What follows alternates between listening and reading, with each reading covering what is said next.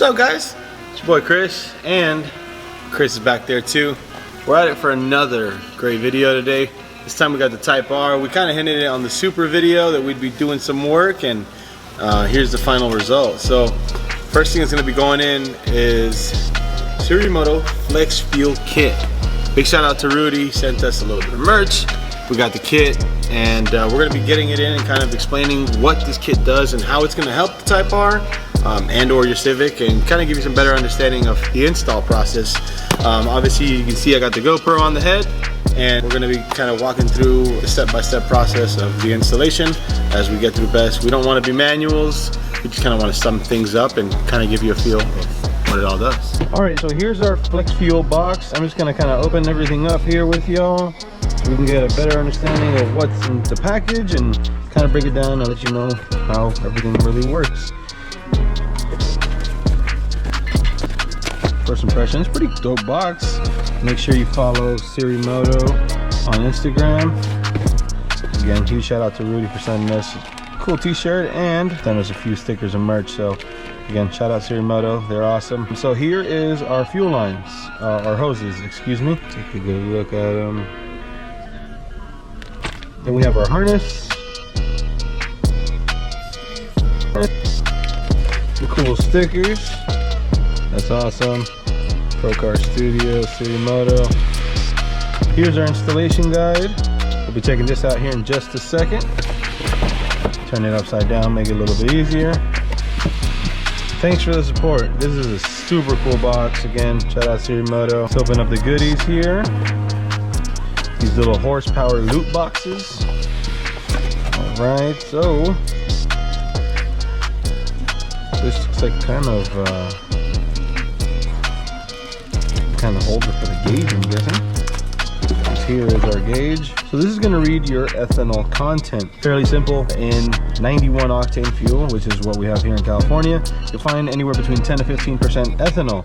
Ethanol is what people call corn, 5 to 10. So what some people refer to as corn, that is what ethanol is. And E85, the ethanol content is way higher. To be specific, anywhere between 80 to 100, depending on your local pump station and what they offer you. So what this sensor is going to do is going to read the amount of ethanol in your fuel and kind of give you an estimate on what the ethanol content is. That way your tuner can adjust accordingly, whether you're using Honda or K-Tuner.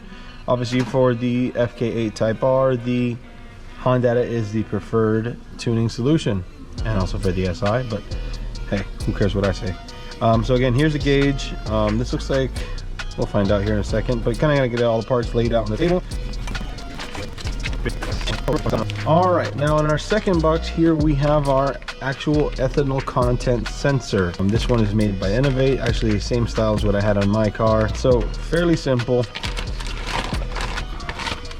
These two hoses are going to connect, one on one end of this sensor and the other on the other end. Pigtail connector is going to go right into here. All the fuel that is read through these lines right here is going to pick up the ethanol content and report that to the ECU. Here's a mounting bracket, looks like, for the sensor. Here's a pigtail connector that goes to the actual sensor.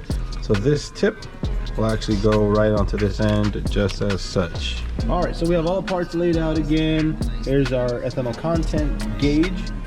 Here's our 4-pin programming cable that looks like for the actual gauge itself. We have the harness that goes, it's a chassis harness. I'm guessing this is what taps in for power. Our fuse box, yeah, it looks like it has a ground and might tap into coolant. At least that's how it was on the Civic. We'll find out here in a second. Here's both of our fuel hoses. They go right off the hard line to this, and then each connector again connects right over here. Looks like our mounting bracket right here and our pigtail harness. I'm guessing that will go plugged into a connector here. Alright, so the first step here of doing the Sirimoto Flex Fuel Kit is to disconnect the battery. So we're going to do that right now and then go on to the next step, which is locating the ECT2 sensor and going from there. Alright, so we're going to go right to the main terminal, 10mm ratchet. Boom, just like that. We have no more power. Moving the battery now. We got the negative disconnected, positive disconnected. Got the battery support. So you'll have two options on the kit. You'll have the option to remove it either from above or from the bottom, or car's on the ground right now, so we're just going to do it from here above. So just to remove the air cleaner cover, so this bad boy and then this hose, access it, and we'll disconnect the MAF sensor and go from there. And just like that, we have our air box out and be able to access the engine coolant temperature sensor number 2. So you'll find it way down there.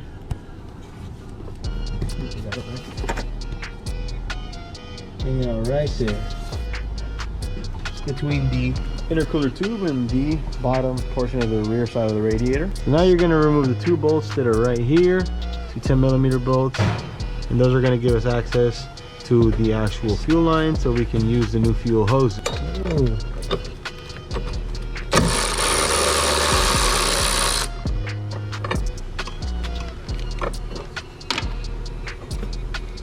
cover comes out.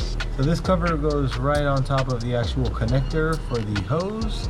So what you do is you pop the tab up, brings it on, then go over and under. There you have it out. So we remove the engine cover just to give it better access to where we're going. Here's our other release tab. It's going to be covering pretty much right near where the high pressure fuel pump goes.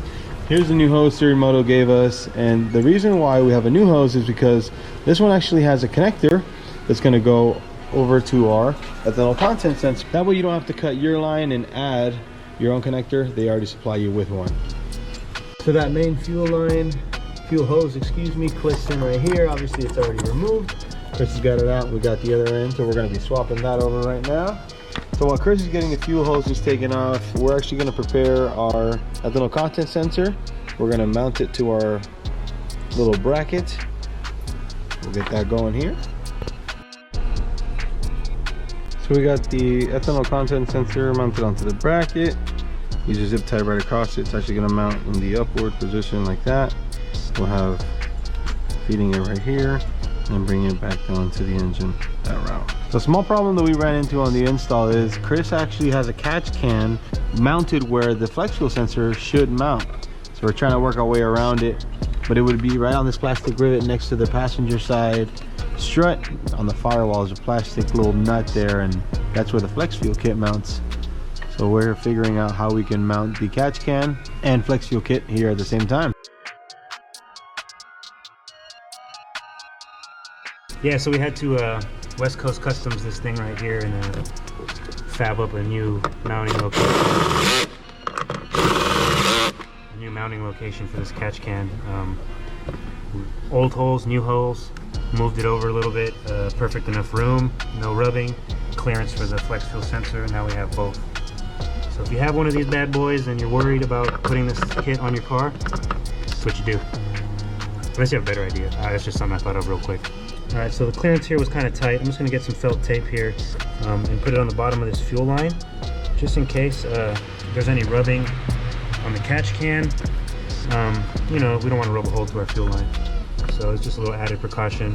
Alright, so here we mounted, we replaced the fuse with the connector. We have a ground strap here. We're going to pull the 10mm bolt.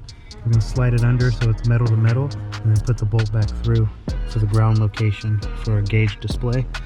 Zip tied the wires up here, left the connector popping out so that I could mount my display later. So next step is you actually got to bring over the harness from inside the car over to the radiator area to connect the EC2 sensor, which is going to be reading, using that to the ECU for ethanol content. So there's a small boot right here, and that has the one of the main harnesses that goes inside the car. You need to make a small tear in there in order to access some kind of route to bring that into the fire, past the firewall.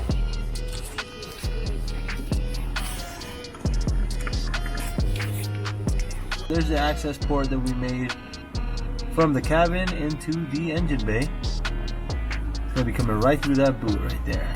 So yeah, we got the X, we got the connector through. I popped the grommet out, it was just easier to force it through. And then we could just push the grommet right back in and pull this wire out. Now we're just running the wire through the engine bay, kind of accommodating it neatly, obviously using race car zip ties. Rather have excess wire under the hood than near the pedals. That way nothing gets tied up Down here we can accommodate everything, zip tie it, and get it away from anything that may be vital or important. So from what we can tell, everything's all done, just kind of running final wires. It's all connected back into the main harness. Okay, down here. So we got everything connected. This is just final one going to the main connector. But in the process of doing this, we're also installing the Honda fuel kit. If you haven't got on your Type R, you might be interested in getting that. Yeah, we are in the midst of installing the Honda fuel kit as well. Once we have that on, we'll be able to fire the car up, show you how to load the map, and kind of give you a better understanding on how it all works.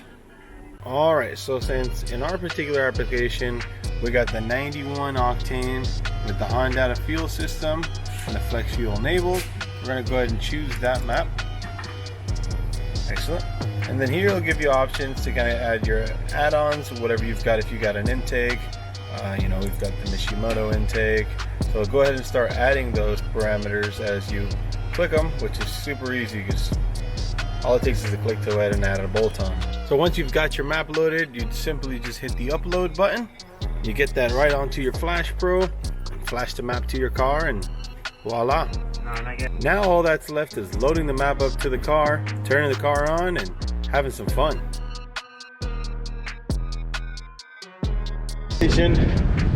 Got a couple gallons of 91. Gonna let the 91 cycle through it and then fill up.